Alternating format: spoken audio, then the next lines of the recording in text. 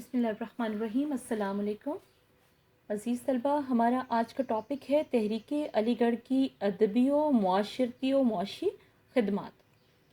تو اس میں ہم سب سے پہلے بات کریں گے سر سید احمد خان کی تصانیف کی، جن ذکر ہم کریں گے آثار الصنادید کا، جیسا کہ میں نے یہاں پہ رائٹ بھی کیا ہے کہ دہلی کی پرانی عمارات، کھنڈرات، مدارس اور تاریخی آثار کے بارے میں اس بک کے اندر معلومات فراہم کی گئی تھیں۔ دوسری بک ہے تبین الکلام، اس میں آپ نے بائبل کا ترجمہ بھی کیا اور اس کی تفسیر بیان کی، اور بیسیکلی اس کا مقصد یہ تھا کہ انگریزوں اور مسلمانوں کے درمیان موجود مشترک قدروں کا ذکر کیا جائے تاکہ دونوں کمیونٹیز کو، دونوں قوموں کو ایک دوسرے کے قریب لایا جا سکے اور ان کے اختلافات کا خاتمہ کیا جا سکے۔ ایک اور بک جو آپ نے رائٹ کی تھی وہ تھی آئین اکبری۔ آئین اکبری اکبر اعظم کا ایک درباری ابو الفضل جو تھا اس نے تحریر کی تھی۔ آپ نے اس کتاب کو نئے سرے سے ترتیب دیا۔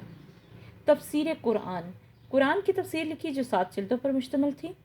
خطبات احمدیہ، سر ولیم میور کی ایک بک تھی لائف آف محمد صلی اللہ علیہ وسلم۔ اس میں رسول کریم صلی اللہ علیہ وسلم کی ذات اقدس اور سیرت طیبہ پر کیے گئے حملوں کا جواب آپ نے اس بک کے تحت جواب دیا تھا۔ نیکسٹ بک ہے جی رسالہ اسباب بغاوت ہند۔ یہ رسالہ جو لکھا گیا اس میں جنگ آزادی کی وجوہات بیان کی گئی تھیں، کیونکہ اصل میں غدر کے ذمہ دار جو تھے وہ مسلم کمیونٹی کو ہی ہندوؤں کی ملی بھگت اور سازشوں کے تحت انگریز یہی سمجھتے تھے کہ اس کے صرف اور صرف جو ذمہ دار ہیں وہ مسلم قوم ہے۔ لیکن اس میں آپ نے برطانیہ کی پالیسیز پر تنقید بھی کی اور آپ نے مسلمانوں کو جو انہوں نے ہتھیار اٹھائے اور جو انہوں نے اقدام بغاوت کیا اس کی وجوہات بھی تحریر کی تھی آپ نے۔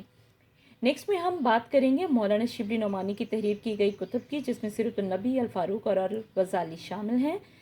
نیکسٹ پوائنٹ ہے جی مولانا نذیر احمد کی لکھی گئی کتابیں، جس میں میرات العروس، توبۃ النسوء، ابن الوقت، یہ بکس آپ نے یاد کرنی ہیں ان کے نیمز۔ مولانا حالی کی بک ہیں جی مسدس حالی، دیوان حالی اور موازنہ دبیر و انیس۔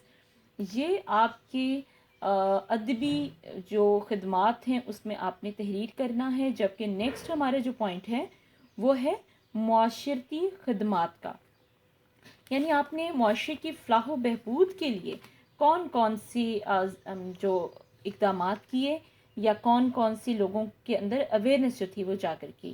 جس میں سماجی اصلاح کے اقدامات کی اگر ہم بات کریں تو سر سید احمد خان نے مسلمانوں کی سماجی اصلاح کے لیے 1870 میں جو رسالہ تہذیب الاخلاق کا اجرا کیا تھا، اس میں مسلمانوں کی معاشرت، ان کے رسم و رواج اور ان کی مذہبی مسائل پر مضامین آپ نے تحریر کیے تھے۔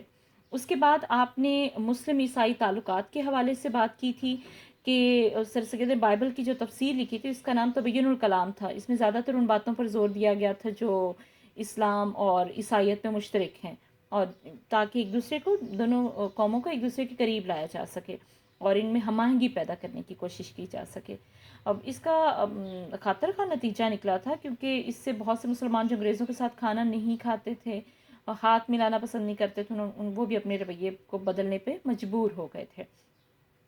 اس کے ساتھ ایک اور پوائنٹ ہم نے یہاں پہ رائٹ کیا ہے کہ حکومت کی غلط فہمیوں کا ازالہ۔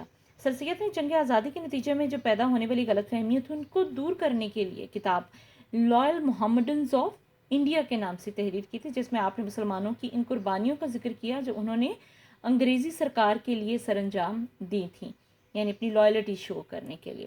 ابطال غلامی، ابطال غلامی کیا تھا کہ جو غلاموں سے اچھا سلوک کرنے کی تلقین تھی، کہ سر سید احمد خان نے ابطال غلامی کے نام سے ایک رسالہ جو تھا وہ شائع کیا تھا، جس میں ثابت کیا تھا کہ اسلام غلاموں کے ساتھ نیک اور مساویانہ سلوک کی تلقین کرتا ہے۔ نیکسٹ پوائنٹ ہے یتیم خانوں کا قیام۔ 1837 یعنی 1837 کے قحط کے دوران کچھ یتیم بچوں کو عیسائی مشنریوں کے سپرد کر دیا گیا۔